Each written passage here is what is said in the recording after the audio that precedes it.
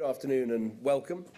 It's been an important European Council. I wouldn't describe it as a landmark council, but as it's the 7th this year, perhaps that's not surprising. For me, three important points have come out of this council. First, on Syria. The situation in Syria is truly dreadful and getting worse. 40,000 people are dead already. There's a hard winter coming. There's an extreme humanitarian situation on the ground. This is a desperate crisis that's taking place, and it is taking place, as I said at the meeting of the European Council this morning, on our watch. And people will ask in future years and generations, what did you do? What action did you take in order to help deal with this situation, in order to help bring about a transition, in order to help get rid of President Assad? There is no single, simple answer, but inaction and indifference are not options. And I think it is notable for the first time the European Council has not just said that President Assad must go, but has described in the conclusions that his regime is illegitimate, something that I have said for many months. Also, I think significant in these conclusions is that we are saying all options should be considered in order to help the opposition and in order to enable greater support for the protection of civilians. I think it is important that we do this. I want a very clear message to go to President Assad that nothing is off the table, that further support, further work, further help with the opposition, who are now better formed, better organised, better coordinated, is robustly on the table. I want us to work with that opposition, to help shape that opposition, to advise and work with that opposition so that we can see the speediest possible transition in Syria. It is a very difficult situation. There are no easy answers. These things do take time. We have to understand all the complexities. But as a European Union and as a country, Britain, we should be doing everything we can to help speed up that transition and work towards what it says again in the conclusions, and we had a important role in drafting these, is what we want is a future for Syria that is democratic and inclusive with full support for human rights and the rights of minorities. I think that is important. Second thing that I think is notable about this European Council is further progress on my obsessions with the single market, deepening the single market, protecting the integrity of the single market, which is now absolutely written like a stick of rock through all of the conclusions, the words on a stick of rock, written through all the conclusions that we now sign up to. And I think some progress today on deregulation, getting the European Commission to deregulate, to scrap regulations, is something I've long wanted to do. And for the first time, I think, as far as I can remember, in Council conclusions, it talks about scrapping regulations that are no longer necessary, and using that word scrap. I think it's time we wrote into some of our conclusions in Europe words that people can understand and grab hold of. And I think businesses up and down, not just Britain, but up and down Europe, will welcome the fact that the Commission is looking into scrapping some of its own regulation. And I insisted on a report back in March at the Council meeting then, so we can make some real progress, taking regulations off business in terms of what the Commission does, not just asking individual countries, as they rightly do, to look at our own deregulation, which we will continue to do. But third, and above all, this meeting was really about the changes that are needed to make the Eurozone work, to make the Euro work. And standing back and looking at this, I think there are some very simple facts. The first fact is that the countries of the Eurozone are committed to their currency. They're committed to making it work. People might have their doubts about the euro. I've expressed my doubts in the past, but no one should doubt the commitment of the euro area members to make their currency work. Second point is that the existence of the euro is driving change in Europe. It is driving countries that are inside the euro to integrate more, to coordinate more. That's why we've had these discussions on banking union. That's why there are discussions about transfer budgets, about further coordination, about a series of contracts between the European Commission and Eurozone countries. Of course, this integration doesn't apply to Britain. We're not in the euro, we're not joining the euro, so we don't have to take part in any of this integration. And that leads me to the third point. Not all countries in the European Union will join the euro.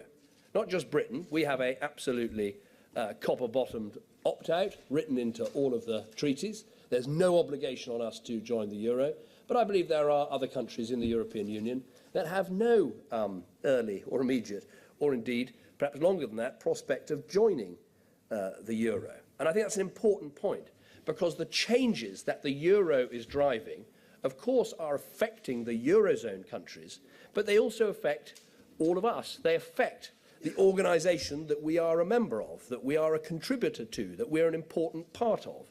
And that leads me to two important conclusions. First of all, there has to be flexibility in Europe. There has to be flexibility that respects the fact that there are countries that don't want to and never will, in our case, in my view, join the euro. And so we need to be flexible about how Europe develops. But also, I believe that it will lead to opportunities for us in the UK to make changes in our relationship with the European Union that will suit us better, that the British people will be more comfortable about. Because, frankly, the Eurozone members are making changes that they need, and we will be able to argue that we should make changes that we need. And I think, in a way, banking union, the proposals that were agreed in the last 48 hours, are quite a good example of this. The Eurozone needs a banking union. If you have a single currency, you have to have some single rules on banks. We have a single currency, it's called the pound, we're keeping it, and obviously we have the same procedures for dealing with banks in Northern Ireland, Scotland, Wales and England. You need to have common rules for your banks if you have a single currency. So we didn't stand in the way of the euro having a banking union. We said you can go ahead with your banking union, but in return for that, we need to have proper safeguards for those countries that stay outside of the euro and outside of the banking union. So in return, as it were, we got an entirely new voting mechanism to protect our interests. We got a proper clause on non-discrimination, so you can't discriminate against non-euro members. So I think it's a small example of how a change in the Eurozone, necessary for them, can lead to a change for countries outside the Eurozone, including Britain, which can help us to safeguard the things that matter to us, and that is, of course, particularly the single market, because we are a trading nation. We rely on not just having that single market open to us, we want to be in there writing the rules of that single market, and that is what we do. So that was all I wanted to say in my remarks. Very happy to take some questions. BBC. BBC. Prime Minister, are you part of what Nick Clegg calls a conspiracy of silence over the failure of drugs policy? No, not at all. I've said all sorts of things about drugs policy over the years, and happy to say more today. I think change was needed to the approach we took on drugs. We needed a much greater emphasis on treatment. We needed a much greater emphasis on getting people off drugs and able to lead drug-free lives. We needed a much better emphasis on education and effective education about the dangers of drug abuse. We need much more action on drugs in prisons and making sure people can get treatment for drugs in prison to continue the programmes they've had out in the community. Now, the government, I think, has got a good record on these things, and there is some good evidence that drug use and drug abuse is falling. Of course, the Deputy Prime Minister is entirely entitled to take a view for the next election and beyond for his manifesto, wanting to go further, wanting to have a Royal Commission. I personally don't support a Royal Commission. In my view, there's always a danger, if someone said, that they can take minutes and last for years. So I'm very happy to debate and discuss drug policy. I think the coalition government has taken a series of good steps. I don't rule out taking more steps, but I don't personally think that a Royal Commission is the answer, and I don't support the decriminalisation of any drugs that are currently illegal. Sam. Sam Coates from The Times. Why should the markets have any faith in the medium-term future of Europe? You've taken one baby step towards a banking union, but we're very far away from where leaders said in June that they needed to get to. And on the other big substantial questions of where Europe's going, they scrapped the timetable and agreed to have a timetable about when the timetable would be discussed, which seems like quite a big step backwards. None of Europe's big problems have been resolved or anything like resolved, it seems like, at this summit. Aren't we just heading for another moment where the markets start to question the viability of all sorts of countries around Europe? Well, I think you make, you ask some very good and tricky questions for members of the Eurozone. What I would say is I think there have been some quite important moves over recent months. I think what Mario Draghi and the ECB have done has been significant. That's given, if you like, a breathing space for Eurozone countries to take some of the steps necessary to deliver a stronger, sounder basis to their currency. Clearly, the banking union is something you have to put in place. As I've said, you couldn't have a single currency in Britain without a set of rules for how we deal with banks and what happens if banks get into trouble. But clearly, there are more steps the Eurozone has to take in order to make the single currency robust. I wouldn't underestimate two things, if you like. First of all, the desire there is amongst Eurozone countries to protect, defend and save their currency. Don't underestimate that. But also, one shouldn't underestimate the very real difficulties and discussions that there are, because these go to very important issues about sovereignty. And you could see that in the debates that were taking place around the table last night. These debates about sovereignty are one of the reasons why Britain never joined, and I believe won't ever will join. Sorry, I'm getting my English muddled up. One reason I personally believe that Britain won't ever join the single currency, certainly not while I'm Prime Minister anyway. But these debates about sovereignty and about control and about how you deal with these things are debates they're going to have. And that's what's playing out, if you like. And my point in my remarks is, as this plays out, this is changing the European Union. And as it changes the European Union and the Eurozone make changes they need, so I believe there are opportunities for others, including Britain, to make changes ourselves.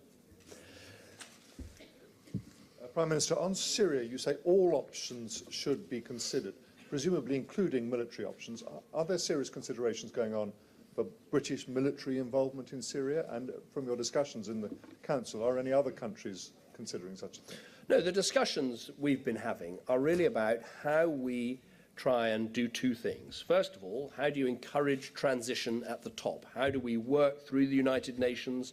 How do we try and work on others in the United Nations, like the Russians, to try and move towards a position where the world comes together and pushes transition at the top and says that Assad has to go, a transition needs to take place, a move towards a democratic and inclusive Syria needs to happen. That's the first set of things. The second set of things is how do we help work with, shape, support, advise, back the opposition forces who are effectively creating a transition from below. Now, Britain has good relations with the opposition. We've been working with them. We've now recognised the new body. We've been supplying them with non-lethal equipment. And the conversation now is, well, what more should we do? What more can we do to help advise, work with, shape and support? And I think what's interesting about these conclusions is that they say all options should be looked at. We've mandated the Foreign Affairs Council, the foreign ministers, to look at those issues. Now, I'm not pretending there's absolute unanimity around the table, that it's time to change the sanctions regime or anything like that, but it's on the table now, that it's got to be looked at, and we can't just carry on as we are. Sorry, just to clarify, all options don't therefore include a Libyan-style military intervention? I've always said that Syria is different to Libya. There are extra complications and difficulties, but we should be, instead of asking what we can't do, we should be asking what can we do. And as you heard recently from the Americans, there are steps which, if the Syrian regime took, including concerns about chemical weapons, which would have very, very severe consequences for that regime, and they should understand that and understand that very, very clearly. Last couple of questions. Daily Mail. Thank you, Prime Minister. Have you seen Ed Miliband's speech on immigration? Do you support what he's saying? Has he cracked the issue? I haven't seen his speech on immigration, no, but I hope it includes an explanation of how, over the last 10 years, a government of which he was a prominent member allowed a net migration per year of over 200,000 people to come to the UK. They presided over a completely broken immigration system that over 10 years saw over 2 million people net come to the UK. That is 2 cities the size of Birmingham. And what we inherited was a situation that was in a complete and utter meltdown and mess. Theresa May, I thought, made an excellent speech this week, where she explained some of the steps that we've taken, including closing down 180 bogus colleges, where when when Labour were in power, they just allowed these colleges, they weren't teaching, they were bogus colleges teaching bogus courses to bogus students so they could get around the immigration rules. And what is interesting is that, yes, we want Britain to be a magnet for the brightest and the best, and the shutting of these bogus colleges, of course, has helped us to get net migration down by 25% over the last year. We've actually seen the number of foreign students applying to British universities going up. So I believe it's totally possible to get the brightest and the best to come here while having the proper, rigorous control of immigration. And the challenge, I think, for Ed Miliband is, will you now support the changes we've made to student visas, the closure of the bogus colleges, the cap on unskilled migrants from outside the EU? Will you now support these steps that you opposed and for 10 years, 13 years refused to put into place? Gavin. Prime Minister, isn't the reality that now we are in a two-speed, two-tier Europe, and that as the Eurozone integrates further, the future for Britain is that it will be seeking time and time again to protect its interests as a core works more closely together? And isn't that a difficult and uncomfortable position for Britain to be in? I don't think Britain's in an uncomfortable position at all. I think we're in a position where we have opportunities to maximise what we want from our relationship with the European Union. And I've always thought that the language of two tiers, two speeds, trains leaving stations is terribly cliched and outdated. The fact is we have a multifaceted Europe. We have a Europe where countries like Britain are absolutely at the heart of decision-making over things like sanctions on Iran, the future of the single market, the enlargement of Europe, some of the most successful and important things the European Union does. But we're not in the Schengen Agreement because we want to keep our borders and control our immigration. We're not in the single currency because we want our own interest rates, our own economic policy to suit our country. And I think what you'll see is a growth of this multifaceted Europe. And I don't think it's something we should be frightened of at all. I think we should be very confident about our own national strengths, about our own national position, about those bits of our relationship with Europe that are squarely in our national interest. We know we wrote the rules of the single market and we benefit from it today. We wrote the rules about enlargement, and it's great that we're bringing in countries from the east and south of Europe to make their futures more secure. So I think we should be confident about the future.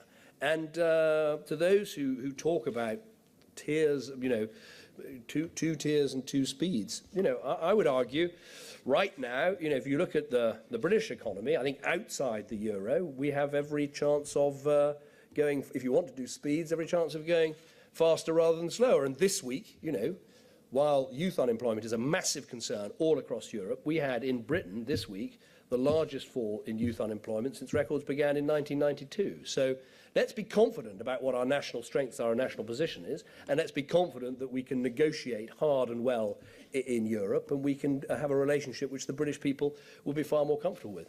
Thank you very much indeed. Pleasure as ever to be here. That's the last, I hope, European Council this year, but you never can entirely tell. But I'm sure there'll be one early next year. Thank you.